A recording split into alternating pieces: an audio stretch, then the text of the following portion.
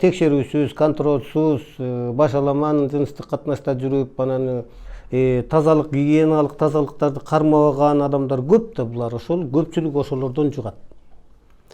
Дагы бир парадокс бар адам баласында.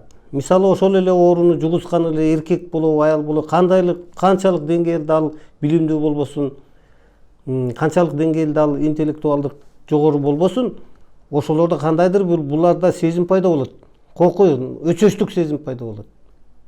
Коркуу, анда мен эмес, дагы жуктурам деп алар кайра андан дагы күчөтүп башташат. Мына ошондой түрдө жугулат.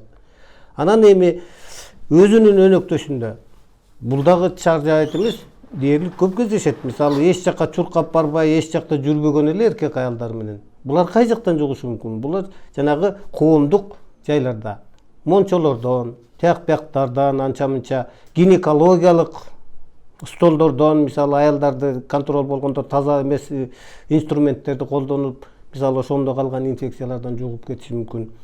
Контакт, тийиштик эме болгондо жугат деген эмелер бар.